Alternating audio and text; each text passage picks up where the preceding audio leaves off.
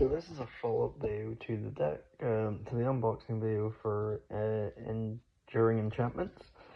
Just talking about, I've done some playtests with my play group, with members, both people who will be on the channel or have already been on the channel.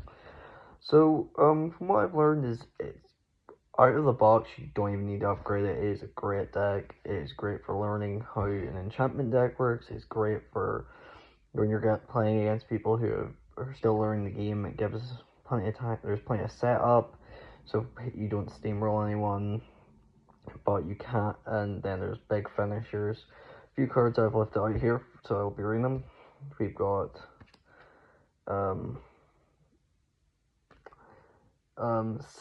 Scythe's Harvest Hand.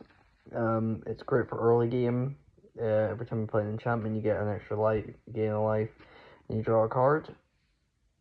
I find it's very useful for getting cards in your hand and also getting them in your grave. I mostly play mine through a mill deck. I prefer the mill effects and getting cards in my grave to activate powerful spells later on in the game. It's also good for getting cards in your hand that you can quickly play in quick succession, such as this Sanctum Weaver. You tap it to add X mana of one color, where X is the amount of enchantments you have. It's great for getting a lot of early game. It's good for 1 or 2 late game. It's good for, I've got 27 mana off it. It's been very useful for big finishes, big attacks, just getting a bunch of stuff out, making sure that you always have that little extra mana for when you need to play a big 8/8 spell or something that will intensify the game and put pressure on other people. Another card is Mind Wrecked Heartbeat. It has flying at the beginning of your end step, but at the beginning of combat, on your turn, each player mills 3. As I just said, I play mine mostly as a mill deck, so I find that card getting on the field as early as I can to get as many cards in my grave to cheat them back using the commander, which I will give my thoughts on the commander on Commander Thoughts on the playlist. It will be the second video. I find it's very a 32 flyer is always good. It does cost 4, so it's a bit pricey, but getting that mill, just starting that mill engine up early in game is beyond useful, getting some powerful stuff in. And speaking of wanting cards in the grave, we have Devil of the Faith design. Its effect is flying and trample, and its effect is, the effect I mostly use is, once during each of your turns, you may cast an enchantment spell by paying life equal to its mana value rather than playing its mana. I find that's very useful with Scythe Harvest Hand to get big enchantments in your hand, and then you can just pay the mana cost.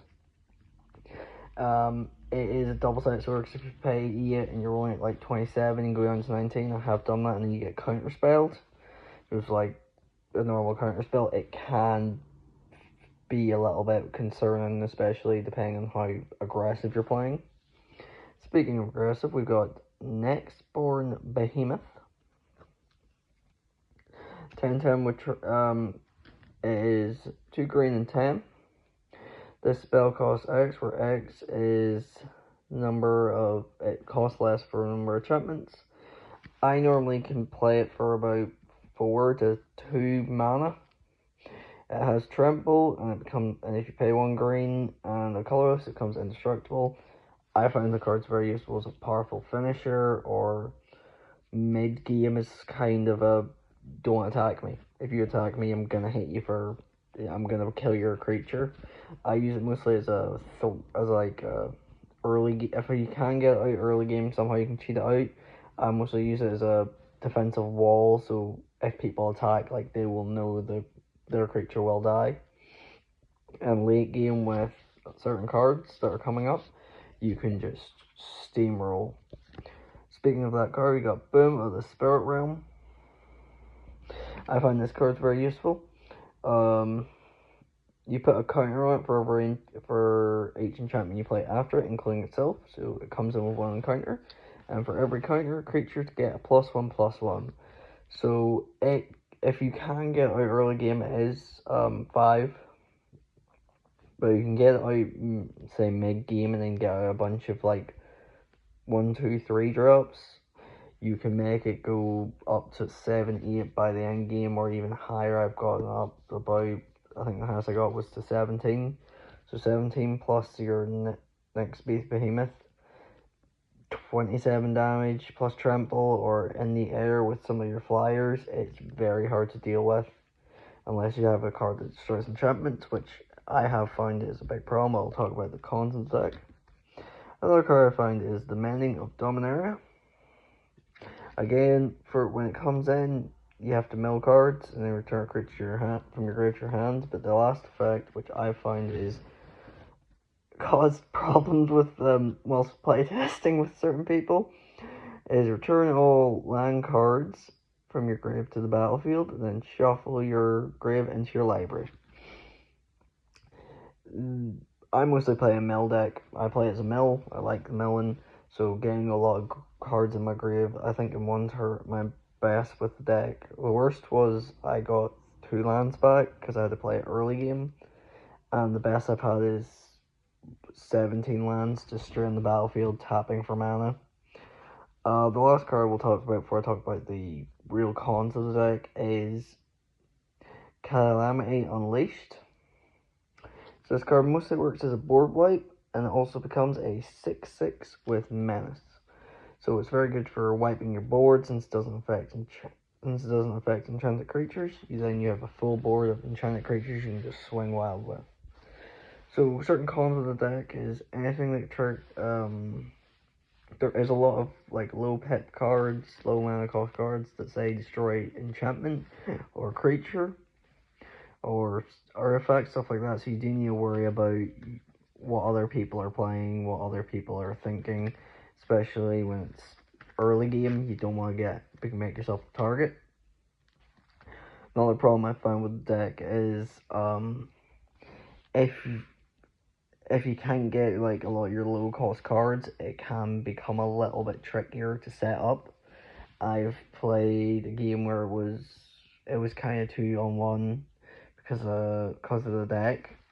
I was playing against a girl deck and a Simic deck. No, not Simic, sorry.